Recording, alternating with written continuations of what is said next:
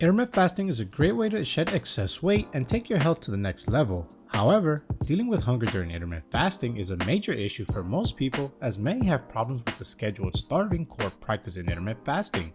If you've been having a hard time fighting those unrelenting hunger pangs, today's video will explore the most effective ways of dealing with hunger during intermittent fasting and also learn how to make the most of this weight loss strategy. So, let's begin.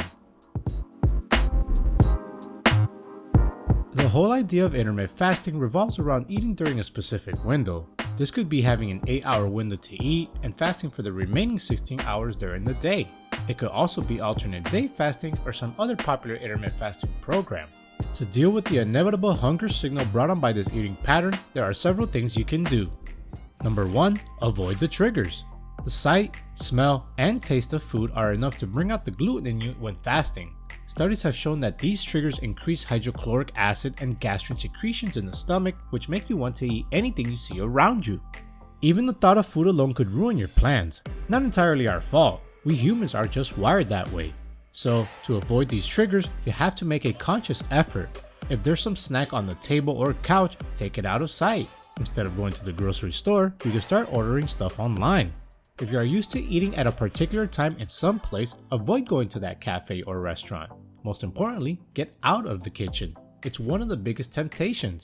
Remember the saying that if you stick around the barbershop for long enough, eventually you're gonna get a haircut. Getting out of the kitchen becomes a little tricky when you are the one doing all the cooking for the family. In that case, you will need a lot more discipline because you are exposing yourself directly to all the triggers. It would quite literally take some guts to not get anything into your gut. One way to help yourself out is by cooking in large batches and refrigerating. This reduces the number of times you have to enter the kitchen.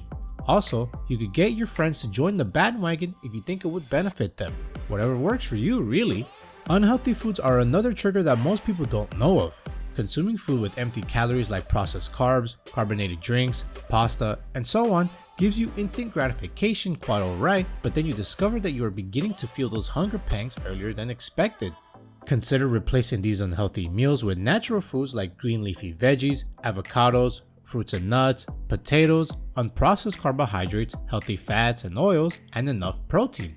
They don't leave you just feeling full, but they also provide you with all the nutrients you need while on intermittent fasting. You may want to consider planning your meals ahead of your eating window. Number 2. Understand the mechanism behind hunger. The so-called food-gut-brain axis controls feelings of hunger and satiety. It's a kind of feedback mechanism where the brain and gut send signals to each other through hormones. When your stomach and intestines empty the food content in them completely, hunger begins shortly after. Going back to the science, it is important to understand the regulation of hunger, appetite, and food intake. One important hormone involved is motilin, which transmits hunger signals from the gut to the brain. Research has shown that most people are usually not hungry in the morning, which is why people develop the unhealthy habit of skipping breakfast or taking very little. Around 8 p.m., hunger is at its peak following the body's circadian rhythm. We'll see how this helps shortly. When you are hungry, ghrelin levels increase in the body.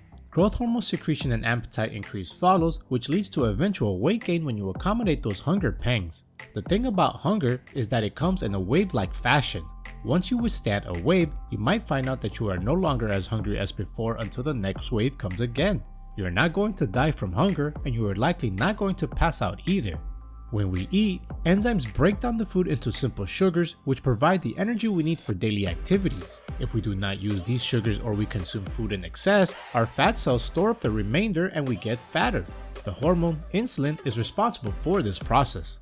When fasting, insulin levels go down and the fat cells release their stores to make energy available. The period of fasting triggers a kind of metabolic switch, and when this happens, your body starts burning fat rather than sugars. This is why you shouldn't fall into the temptation of snacking when doing intermittent fasting, because it just ruins the whole plan. When you understand how hunger works, you can expect it and address it properly. Number 3. Build healthy habits. To overcome hunger during intermittent fasting, you need to distract yourself from the hunger by doing other things which equally contribute to your health or at least do not make it worse. For instance, if your stomach starts rumbling, you might want to take a cold shower, go for a walk, take a glass of water, read a book, talk to a friend, or indulge in a hobby.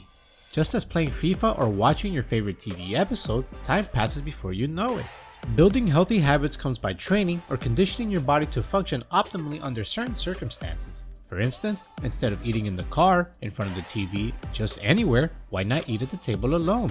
It builds a certain mindset that helps you to regulate your meals better. Another area to look into is how fast you eat. Some people gobble down meals so fast that you wonder how they don't end up bloating or having some stomach upset. Hey, no one's pursuing you. The extra minutes that you would spend eating could do a whole world of good for you. This is because the brain takes some minutes to process the signals, which tells you that you are full. It does this through the action of the hormone leptin. When you eat too fast, you take in so many calories before you discover that you are full. This unhealthy habit could be enough to overthrow all the efforts you put into losing weight through fasting. A recent study published in the British Medical Journal explored the effects of slow-spaced eating on hunger and satiety in 20 obese and overweight patients. Conclusions revealed that this technique increased fullness and decreased hunger ratings and could also be a useful tool in preventing obesity. So what's the take home? In just 2 words, slow down. Take the time to chew your food properly and enjoy your meal. If you heard about mindful eating, you could try it out as well. Engaging in productive tasks helps to keep you busy and distract you from hunger. Do some exercise, stay hydrated, get enough sleep, eat healthy foods, and cut down on the alcohol. These things are underrated, but they would help you reach your goals faster. The aim here is to ease into these healthy habits rather than making a chore out of them. Number 4, use appetite suppressants. There are a few science-backed healthy and natural appetite suppressants to help you with fasting.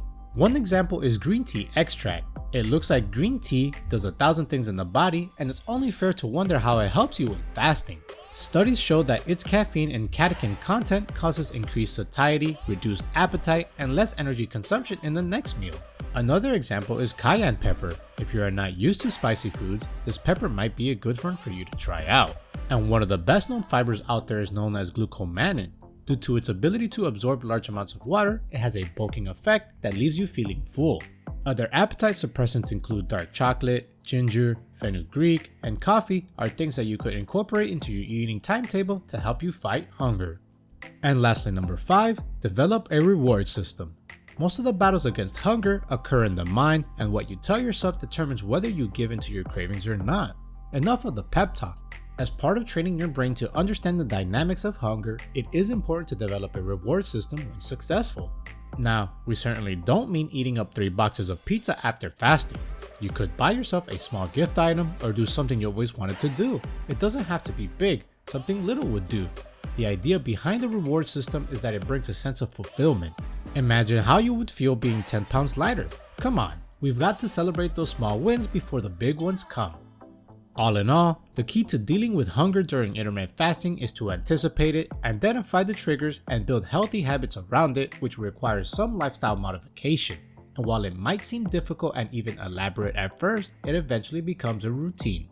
Do you know any other ways to deal with hunger pangs brought on by intermittent fasting? Let us know in the comments below.